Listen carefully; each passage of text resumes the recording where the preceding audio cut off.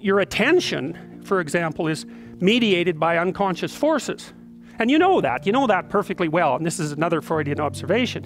You know, if you're sitting down to study, for example, your conscious intent is to study, but you know perfectly well that all sorts of distraction fantasies are going to enter the theater of your imagination non-stop and annoyingly, and there isn't really a lot you can do about that except maybe wait it out.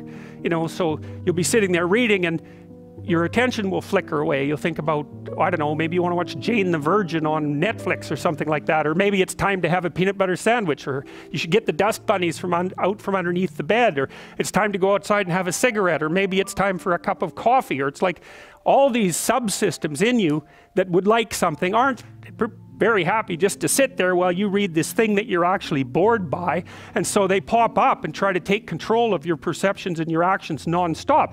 Maybe you think, well, this is a stupid course anyways, why do I have to read this damn paper, and what am I doing in university, and what's the point of life? It's like you can really get going if you're trying to avoid doing your homework, and then you might think, well, what is it in you that's trying to avoid? Because after all, you took the damn course and you told yourself to sit down. Why don't you listen? Well, because you're a mess. That's basically why. You haven't got control over yourself at all. And no more than I have control over this laptop. Okay, so there's the memory function of the unconscious, and there's the dissolutive function. That's an interesting one. The unconscious contains habits, once voluntary, now automatized, and dissociated elements of the personality, which may lead a parasitic existence. That's an interesting one. I would relate that more to procedural memory.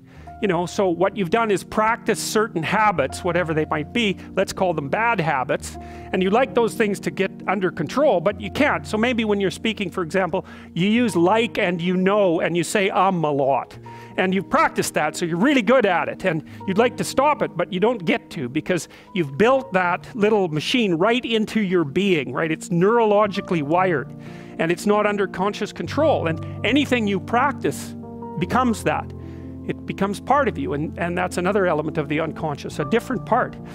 And then there's a creative part, which is that, well, you know, you're sitting around and maybe you're trying to write something, or maybe you want to produce a piece of art or a piece of music, or maybe you're just laying in bed dreaming and you have all these weird ideas, and especially in dreams, it's like, where do those things come from?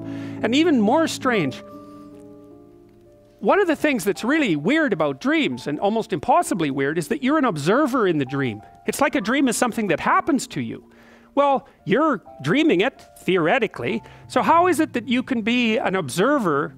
It's almost like you're watching a video game or a movie, but you're producing it, at least in principle, although the psychoanalysts would say, well, no, not exactly. Your ego isn't producing it, your unconscious is producing it. It's a different thing.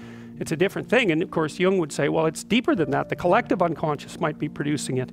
It's, in some sense, it isn't you exactly, or it isn't the you that you think of when you think of you. And that's the ego from the Freudian perspective, the you that you identify with. That's the ego.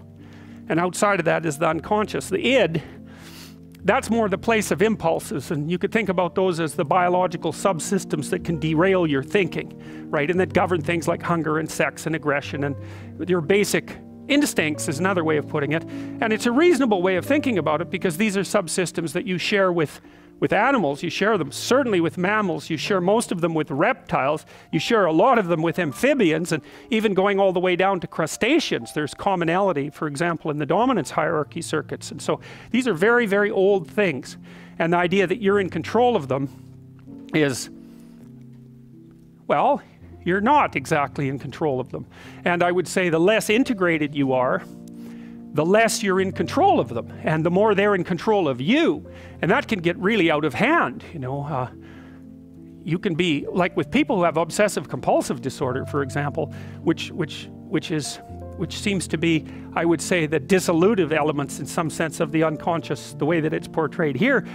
Poor people with obsessive compulsive disorder, they can spend half their time doing things that they can't really control, and they have very strong impulses to do them, and it's very hard on them to block them, you know. They'll almost panic if those things are blocked. And then you have people with Tourette's syndrome, you know, that they'll be doing all sorts of weird dances and spouting off obscenities, and and imitating people without being able to control it, and sometimes a little bit of antipsychotic medication can dampen that down, but it's as if there are these autonomous semi-spirits inside of them that grip control over their behavior and make them do things. And you know, you find that to some degree in your own life, because maybe you've become very attracted to someone, even maybe you don't want to be attracted to the person, and then you find yourself, you know, texting them when you know perfectly well that you should be going to bed, and you know, you're in a grip of something, and you can't control it, and that's all part of the unconscious and all part of what Freud was studying.